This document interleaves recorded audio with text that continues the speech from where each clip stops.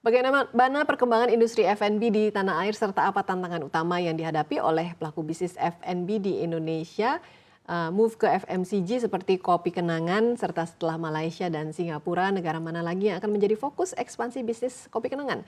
Kita bahas mendalam bersama dengan Grup CEO of Kenangan Brands, Edward Tirtanata yang sudah hadir di studio CNBC Indonesia. Selamat sore, Mas Edward. Terima kasih sudah hadir di studio kami. Ya, selamat sore, terima kasih. Mas Edward, mungkin Anda bisa cerita bagaimana perkembangan industri F&B di tanah air dulu nih sebagai pemula, khususnya di minuman ya.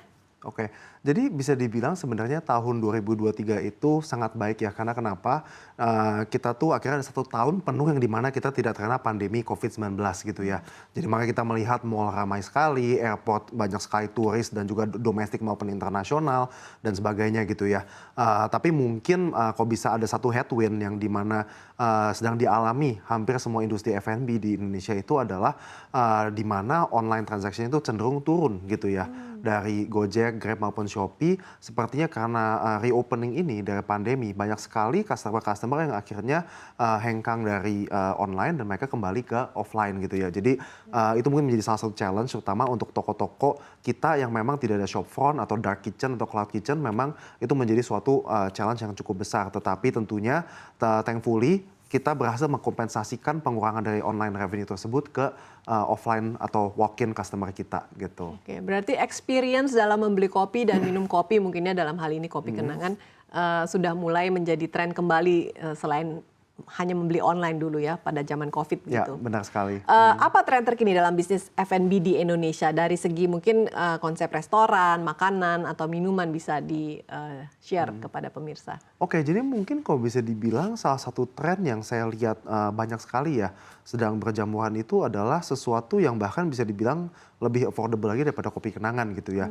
Jadi sebenarnya salah satu hal yang saya sadari dari Kopi Kenangan itu sebenarnya adalah premium masstige segment, yang dimana premium mass market segment.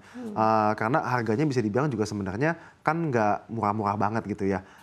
Dan tapi banyak sekali sekarang gerai-gerai yang bermunculan dengan harga yang bisa dibilang sudah mendekati FMCG gitu ya. Sebagai contohnya kan ada beberapa brand dari China yang datang dan menjual dengan harga 9 sampai 12 ribu gitu ya. Dan itu menjadi suatu tren yang kayaknya cukup berkembang gitu di tanah air. Dan bahkan bukan cuma minuman saja, bahkan juga sekarang makanan banyak sekali sekarang bisnis model yang dimana tempatnya itu besar sekali dan tapi misalnya ada yang jualan bakmi gitu ya dan dimsum harganya bisa sekitar 12-13 ribu gitu ya. Jadi sekarang kayaknya dengan tingginya inflasi, dengan menurunnya daya beli, sepertinya banyak sekali consumer-consumer itu yang mulai trade down gitu ya. Yang dimana mereka melihat bahwa oh ini tuh sekarang banyak chain yang bisa dibilang benar-benar true affordable mass segment itu mulai bermunculan di berbagai macam food and beverage, baik minuman maupun makanan gitu. Oke. Berarti sekarang consumer menghargai makanan yang katakanlah tidak terlalu mahal. Jadi ada value-nya ya, bukannya malah takut kalau harga makanan murah, oh jangan-jangan mutunya jelek. Tapi mereka tidak berpikir ke sana, mereka malah lebih tertarik dengan yang valuable seperti itu ya. Sepertinya begitu. Ya. Iya. Nah, menjamurnya gerai kopi yang buka di tanah air ini, bagaimana Kopi Kenangan kemudian mengevaluasi, mereview kinerja selama 5 tahun terakhir? Oke, mungkin kalau sama 5 tahun terakhir itu tentunya sangat baik ya, karena kita bisa 5 tahun yang lalu kita hanya ada 26 toko gitu ya. Kita sekarang hampir 900 toko, kita sekarang ada di Indonesia, Malaysia, Singapura, dan kita akan menambah 2 negara lagi pada tahun ini gitu ya. Dan tentunya secara jumlah cup yang kita jual, kita sudah mendekati 6 juta cup per bulannya gitu ya. Yang dimana mungkin dulu pada saat kita ya 26 toko mungkin hanya berapa ribu kali ya gitu. Jadi secara perkembangan tentunya sangat pesat gitu ya.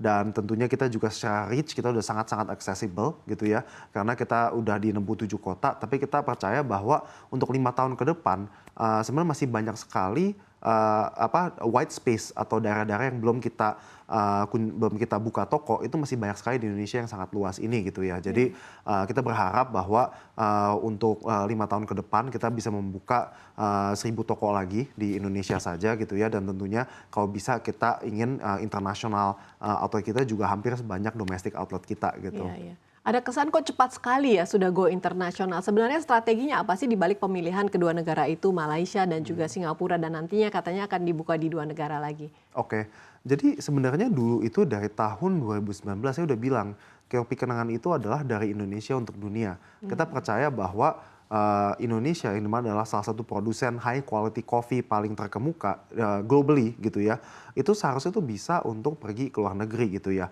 Semua orang kalau kita lihat di Eropa, Amerika tahu a cup of Java atau Sumatra gitu ya, itu sesuatu yang luxury buat mereka.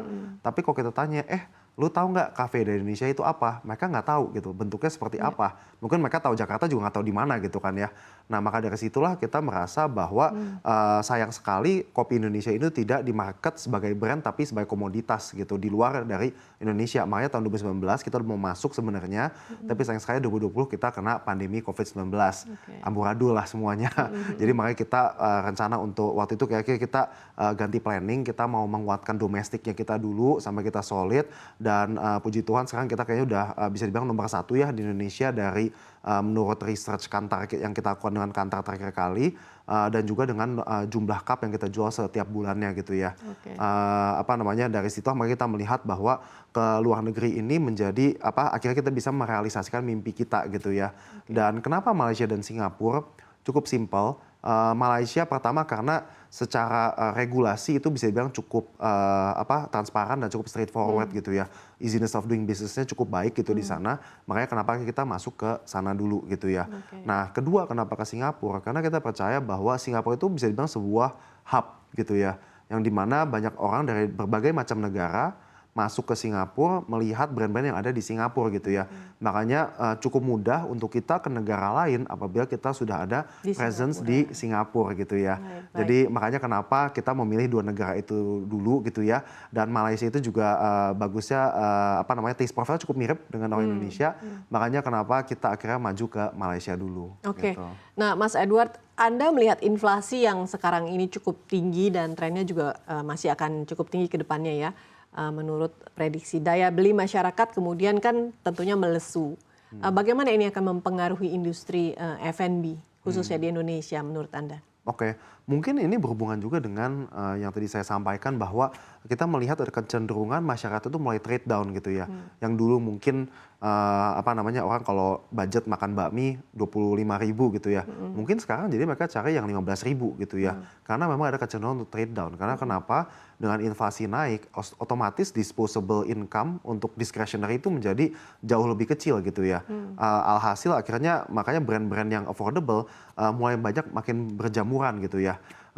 Bahkan saya pernah menjadi bagian dari salah satu panel ekonomi dengan Bank UBS dan mereka bilang tuh ada twin recovery di Indonesia yang dimana memang middle to high income itu recovery sangat cepat dan sangat baik dan growing.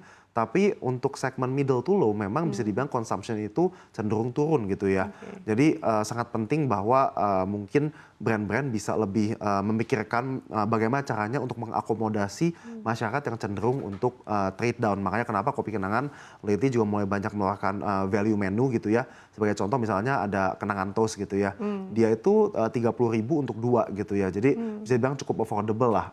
Karena kan biasa toast sekitar 35 ribuan tapi kita launching dengan harga yang cukup affordable karena kita melihat bahwa ada kecenderungan masyarakat pengen kopi ini ditemani dengan makanan yang dibilang cukup affordable gitu ya. Oke. Nah, kalau Anda melihat performance selama ini dan juga ke depannya, tantangan terbesar apa yang akan dihadapi oleh industri F&B dan juga Kopi Kenangan tentunya? Oke.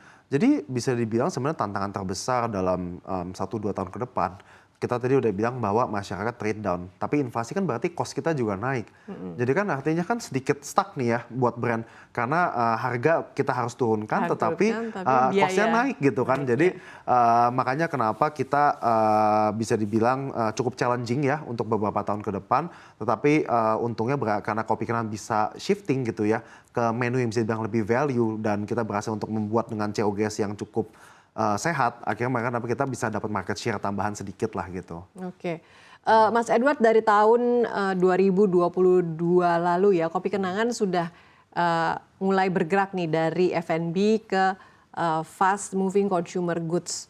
Bagaimana prospek pertumbuhan bisnisnya? Bagaimana perjalanan kinerjanya?